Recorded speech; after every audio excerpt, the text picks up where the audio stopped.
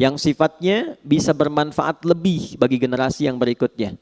Salah satu caranya dengan menulis. Ya. Yang belajar ini usahakan punya catatan. Dicatat itu lebih terikat ilmunya dibanding sekedar dihafalkan. Nanti yang tercatat, dirumuskan, diruntutkan, ke depan bisa jadi bacaan. Walaupun orangnya sudah tidak ada, meninggal misalnya, tapi kitabnya masih ada, maka disitulah kemudian namanya akan abadi. Keabadian itu yang memuliakan Allah. Imam Syafi'i nggak pernah kita lihat, ya kan? Nggak pernah berjumpa, nggak pernah. Masanya berbeda. Tapi karyanya sampai sekarang masih bisa kita akses dan dengan itu beliau dimuliakan keabadiannya. Karena itu orang-orang bijak mengatakan kalau Anda masih ingin eksis sampai dengan masa depan, maka wariskan ke masa depan itu tulisan-tulisan dari karya kita yang paling baik. Tidak ada yang terbaik kecuali menyampaikan pesan-pesan yang dimuliakan oleh Allah Subhanahu wa taala. Teman-teman juga begitu.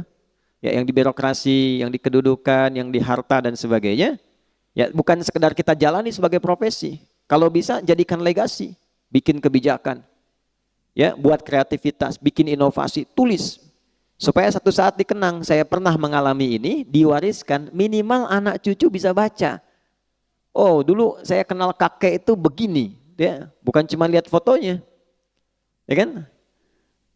Wah, kakek ganteng juga ya. Oh, ternyata pernah main sinetron, ganteng-ganteng serigala gitu kan. Repot juga ya.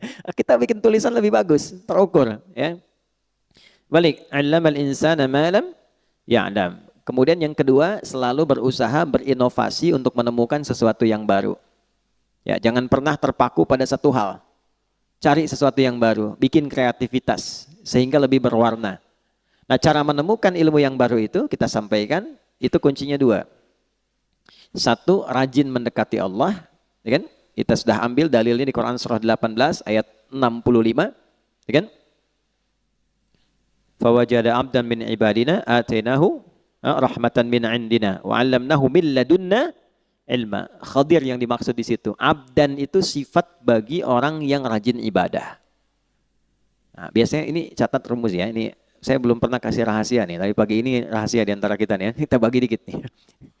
Jadi di Quran itu nabi saja itu panggilannya itu dibagi 3 oleh Allah. Oke? Bagi berapa? 3. Untuk panggilan ya, bukan penyebutan nama. 1 nabi, ya ayyuhan nabi. 2 rasul. Ya? Yang ketiga abdun. Kalau misinya adalah pesan untuk menyampaikan informasi di lingkup pribadi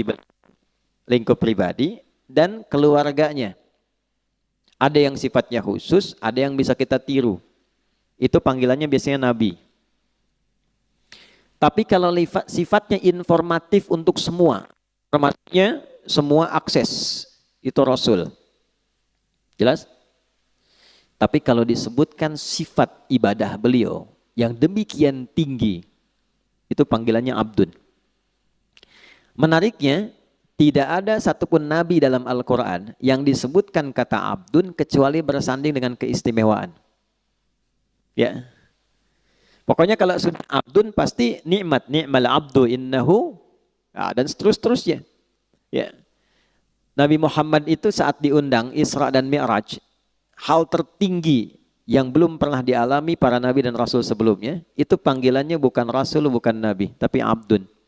Subhanalladzi asra bi abdihi, bukan bi rasulihi, bukan bi nabihi. Jadi ternyata Allah naikkan derajat kita itu, ditambah gitu, itu saat kita menghamba. Makanya sering saya katakan, kalau kita rajin sujud menunduk, Allah pasti mengangkat.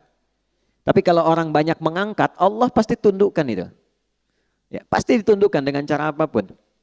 Nah, jadi termasuk rumus ilmu pengetahuan. Kalau ingin ditambah ilmunya, Allah kasih tambahan, maka naikkan status abdunnya.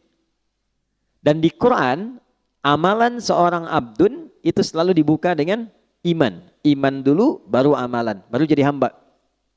Contoh, sholat itu deklarasi keabdunan kita, penghambaan kita pada Allah. Deklarasi pertamanya dalam sholat. Karena itu kita katakan, iyyaka na'budu wa iyyaka nasta'in. Ya Allah, kami sekarang menghamba sebagai abdun. Kan? dan kami mohon pertolongan darimu. Itu pertama kali kita katakan dalam sholat. Kalimat sholat itu dibuka dengan iman. Pertama kali di Quran. Al-Baqarah ayat 3. Alladzina yu'minuna bil ghaibi wa yuqimunas sholah. Iman dulu baru sholat. Nah kalau sholat konsisten, imannya diisi bagus, itu persamaannya ilmu diberikan. Di mana ditemukannya?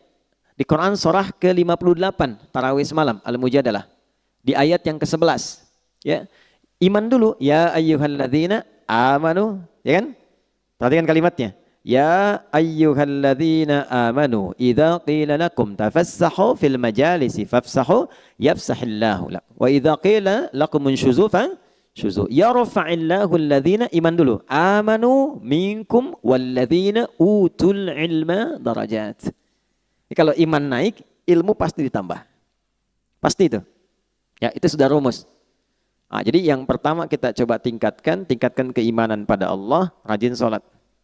Sholat, ya, nanti pasti akan ditemukan hal baru. Yang kedua, ikuti petunjuk Nabi. Misal, kalau mau belajar, ikuti petuah dari Nabi. Begini cara belajarnya. Keluarkan kitabul ilmi. Kalau mau bisnis, ikuti pola bisnis yang ditunjukkan Nabi. Kalau di birokrasi, di kedudukan, ikuti bagaimana petunjuk Nabi. Ambil value-nya. Maka apa yang terjadi?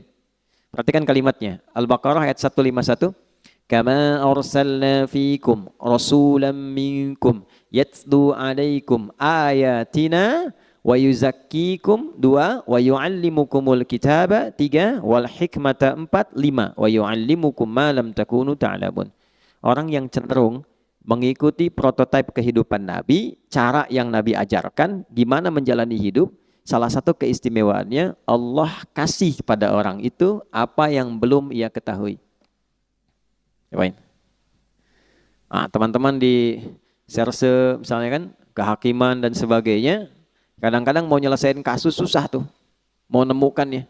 Sholat. Minta petunjuk. Ya, tiba-tiba selesai ketiduran, mimpi, dapat. Tiba-tiba dapat pencerahan, kemana arah. Itu bisa terjadi. Di bisnis begitu. Ya, begitu diikuti polanya, Abdurrahman bin Auf tuh dari mana sih modal pakaian datang ke Madinah.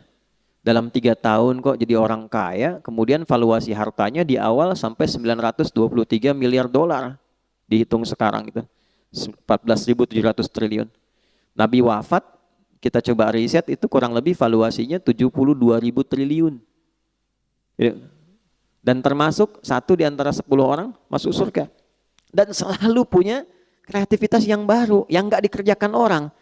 Orang pilih yang ini, beliau menemukan yang baru. Orang sudah mau deketin yang baru ini, beliau sudah pergi ke kreativitas yang lain. Jadi hebatnya itu yang dikerjakan orang, itu beliau sudah 2-3 kali 10 step berada di depan. Ya, jadi bikin kreativitas baru, punya inovasi, orang belum ada. Begitu orang ngikutin, ini sudah mengerjakan yang baru lagi. Jadi pantas jadi yang paling unggul di bidangnya. Khalid bin Walid di militer begitu, selalu punya strategi baru. Ya, bayangkan. Ya. Kebayang nggak? Belum saya ceritakan dia. Dia melawan Persia coba. Pasukan ratusan ribu, 100.000 pasukan. Beliau cuma bawa 10.000. Itu menemukan strategi baru. Jadi ada seorang di barat itu sampai kemudian meriset bagaimana seorang Khalid itu bisa menjadi jenderal paling unggul di lapangan. Itu dilihat gitu. Dan itu terjadi utamanya setelah masuk Islam.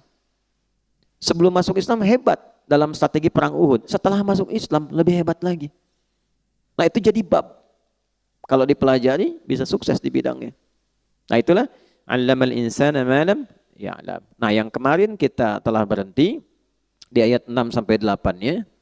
Kalau sudah sukses jadi apapun. Nih, jadi ilmuwan, jadi ulama, kan? Pebisnis kaya, yang kedudukan jadi jabatan, jadi jenderal, macam-macam birokrasi, udah jabatan tinggi. Kalla, jangan pernah terjadi. Innal insana la yatgha. Jangan pernah terjadi munculnya potensi-potensi menyimpang, bersikap berlebihan. Ar-ra'ahu istaghna, karena sudah merasa lebih dari sebelumnya. Karena pasti peningkatan sesuatu akan merubah karakter dan gaya hidup. Bab gaya kan sering saya ulang begitu, F1 sama dengan F2, dikonfirmasi di fisika. Metafisik itu dengan fisika dekat. Ya, orang kalau gayanya pelan, nggak kedengaran pukulannya. Tapi kalau kencang, bunyinya kencang. Ya. Sama, harta kan sering saya katakan, kalau masih punya 10.000, masih bisa dibagi dua. Nah, makan yuk, gitu ya.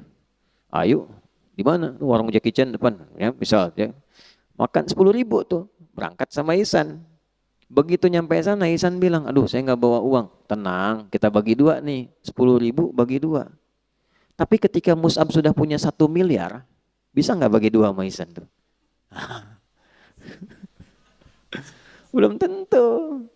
Karena sudah berbeda, kualifikasi sudah lain, itu merubah.